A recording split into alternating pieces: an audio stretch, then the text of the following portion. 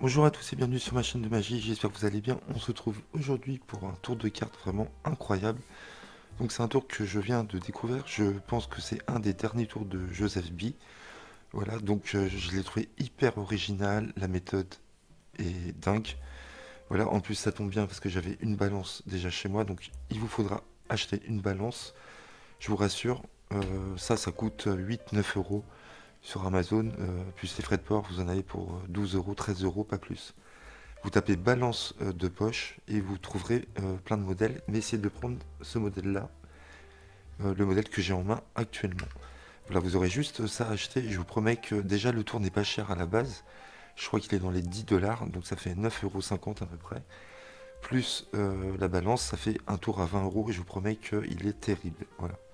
Donc je vais vous faire la démo. Donc vous avez besoin d'une balance et d'un jeu de 52 cartes. Donc là on a un jeu complet. Vous pouvez mélanger les jeux si vous voulez, le spectateur peut même mélanger s'il veut, il n'y a pas de problème. Donc là, comme j'ai pas de spectateur, je vais mélanger moi-même. Je vais faire un petit faro, comme ceci, vite fait. Voilà. Et là, ce qui est super cool et très original, vous allez demander au spectateur de couper le nombre de cartes qu'il veut. Donc le choix est libre. Il peut couper le nombre qu'il veut, le quart, la moitié, les trois quarts, peu importe. Donc là, on va couper toutes ces cartes-là, ici. Et vous lui demandez de le mettre dans l'étui. Donc dans l'étui, il n'y a rien. Là, vous avez le dos tourné, vous retournez. Il ne faut pas voir combien il en prend. Et vous allez lui demander de peser l'étui en le posant sur la balance et de mémoriser le nombre de grammes qui apparaît sur l'écran. Voilà. Secrètement, il ne doit pas vous le dire. Donc vous allumez la balance, vous avez le dos tourné, il prend l'étui et vous lui demandez de poser sur la balance. Donc vous ne savez pas du tout le résultat.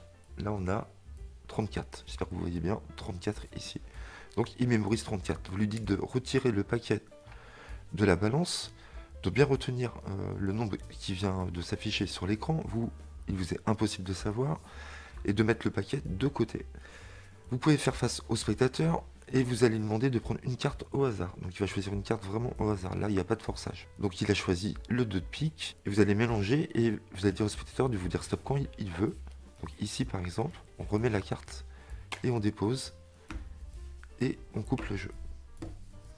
Ensuite, vous demandez au spectateur de reprendre les cartes qui étaient dans l'étui. Donc là, vous ne savez pas le nombre de cartes qu'il a choisi, qu'il a coupé, et vous ne savez pas le poids que ça faisait avec l'étui, plus les cartes ici. Et donc vous allez lui demander de prendre un certain nombre de cartes ici, dans ce paquet, et de les mettre soit au-dessus ou en dessous. Donc, il va les mettre au-dessus, et le reste, il va les mettre en dessous. Donc là, la carte est quelque part perdue dans le jeu, on ne sait pas où.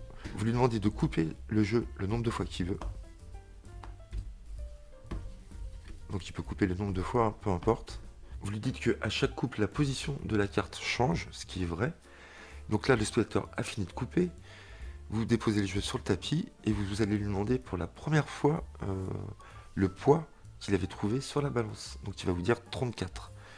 Et vous lui demandez le nom de la carte qu'il avait choisi. Il me semble que c'était le 2 de pique. Et donc là, ce qui serait vraiment fabuleux, c'est que le spectateur va compter les cartes une à une jusqu'au nombre 34. Et ce qui serait vraiment incroyable, c'est que à la 34e position, on trouve sa carte choisie, le 2 de pique. Donc on va compter 1, 2, 3, 4, 5, 6, 7,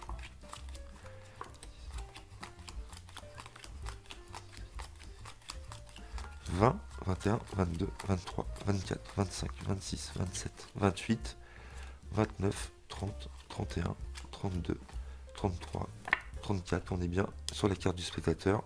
Il peut même signer la carte, c'est vraiment sa carte. Hein. Donc la méthode avec la balance est vraiment incroyable. Je pensais pas qu'on pouvait faire ce genre d'effet avec ça. Voilà, ça m'a épaté vraiment la méthode parce que je connais très bien les fonctions de cette balance. Je m'en sers souvent et je pensais pas qu'on pouvait faire ce truc-là incroyable avec ceci. Voilà, je peux pas vous en dire plus, mais c'est vraiment fabuleux. La méthode est dingue, je vous promets. Vous serez pas déçus. Donc voilà, j'espère que ça vous a plu. Si ça vous a plu, cliquez sur le lien que je vous ai mis dans la description. Vous pourrez acheter cet effet. Je le trouve très original, ça change un peu. Une balance, franchement, j'avais jamais vu ça. Et c'est un très bel arcane, voilà. Donc lui, il l'a appelé Anycard at Anygram. Voilà, je trouve que le titre est très original aussi.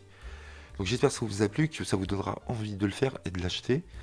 C'est génial, voilà. Il y a rien de particulier, il n'y a pas de manipulation. C'est très facile à faire. Et le spectateur peut vraiment couper le nombre de cartes qu'il veut. D'accord, si on le refait, on tombera jamais sur le même nombre ici sur la balance, hein. Donc voilà, j'espère que ça vous donnera envie de l'acheter et de le faire. N'hésitez pas à liker, à commenter et à vous abonner à ma chaîne. À très bientôt, merci.